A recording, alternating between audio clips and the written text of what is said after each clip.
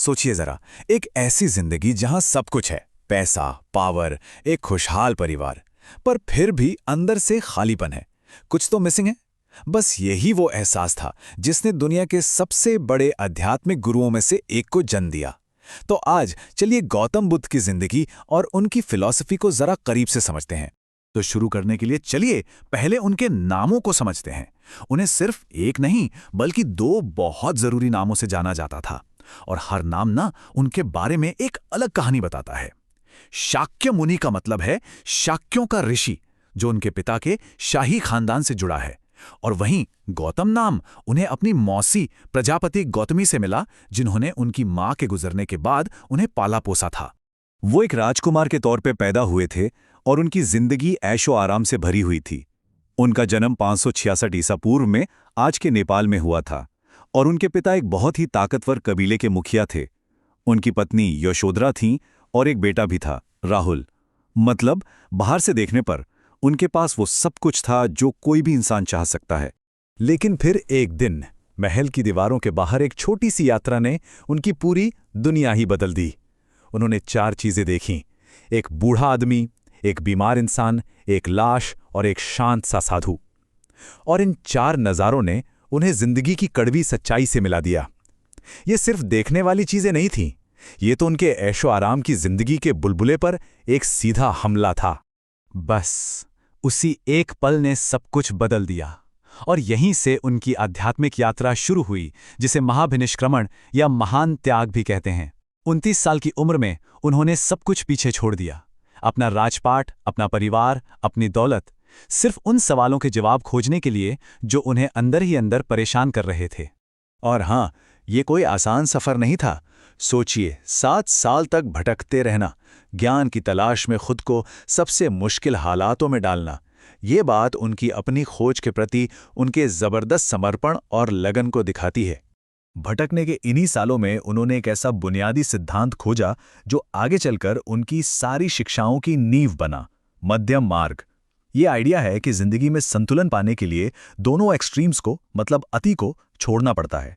देखिए, एक तरफ तो उन्होंने बहुत ज्यादा भोग विलास की जिंदगी जी थी, एक राजकुमार वाली जिंदगी जो सिर्फ ऐशो आराम पर टिकी थी, और दूसरी तरफ उन्होंने एक साधु के रूप में खुद को बहुत कष्ट भी दिए। तब उन्हें एहसास हुआ कि असली रास्ता कहीं बीच में है, एक ऐसा मिडिल पाथ जो इन दोनों तरह की अति से बचता है। और फिर 35 साल की उम्र में बोध गया में एक पेड़ के नीचे ध्यान करते हुए उन्हें वो मिल गया जिसकी उन्हें तलाश थी। उन्हें ज्ञान यानी निर्वाण मिला, और उसी पल राजकुमार सिद्धार्थ बुद्ध बन गए, जिसका मतलब ही है जिसे ज्ञान मिल गया हो। तो इस गहरे ज्ञान को पाने के बाद उन्होंने दुनिया को क्या सिखाया? चलिए अब उनकी शिक्षाओं के एकदम कोर में चलते हैं, जिसकी शुरुआत होती है इंसान के दुख के एक बहुत ही पावरफुल एनालिसिस से। इसे 4 आर्य सत्य कहा जाता है। ये जीवन का एक सीधा और गहरा नुस्खा है। पहला, ये मानना कि दुनिया में दुख है। दूसरा, ये समझना कि दुख का कारण हमारी अपनी इच्छाएं और चाहत हैं। तीसरा, ये जानना कि इस दुख को खत्म करने का एक रास्ता है। और चौथा, उस रास्ते पर चलना। और वो रास्ता है अष्टांगिक मार्ग, जो दुखों को खत्म करने के लिए एक प्रैक्टिकल गाइड की तरह है। इसमें सही समझ यानी चीजों को वैसे ही देखना जैसी वो हैं, सही बोली यानी सच और प्यार से बोलना, और सही कर्म जैसी चीजें शामिल हैं। ये तो जैसे जिंदगी के हर पहलू के लिए एक ब्लूप्रिंट है। अब जो बात वाकई में बहुत दिलचस्प है वो ये है कि कैसे इन शिक्षाओं ने उस समय के बने बनाए सामाजिक ढांचे को सीधी चुनौती दी। उस समय का जो समाज था, मतलब वर्ण व्यवस्था, वो जन्म पर आधारित थी।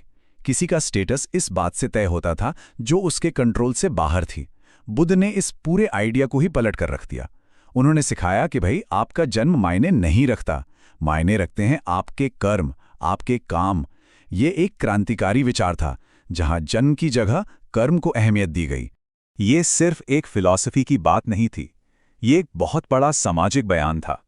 ये कहकर कि वो वर्ण व्यवस्था के खिलाफ हैं, बुद्ध एक ऐसे समाज की बात कर रहे थे जहां बराबरी हो, जहां हर किसी को, चाहे वो किसी भी बैकग्राउंड से हो, मोक्ष पाने का मौका मिले। और आखिर में उनके जीवन की तीसरी सबसे जरूरी घटना थी महापरिनिर्वाण, 80 साल की उम्र में कुशीनगर में बुद्ध का निधन हुआ, जो जन्म मरण के चक्र से उनकी आखिरी मुक्ति का प्रतीक है। तो उनकी विरासत क्या है?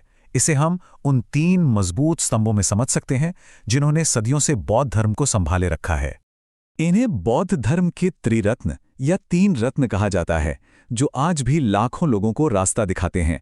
बुद्ध यानी हम सबके अंदर मौजूद सबसे ऊंची आध्यात्मिक क्षमता, धम्म यानी जीने का सही तरीका, और संघ यानी उन लोगों का समूह जो इन शिक्षाओं पर चलते हैं। और ये हमें एक बहुत ही दमदार सवाल पर लाकर छोड़ता है। एक ऐसे समाज की कल्पना करें जहां किसी के जन्म से ज्यादा उसके कर्मों को महत्व दिया जाए। ये सिर्फ एक पुराना ख्याल नहीं है, ये एक ऐसा सवाल है जिससे हम आज भी जूझते हैं, और यही बुद्ध की कभी न खत्म होने वाली विरासत है।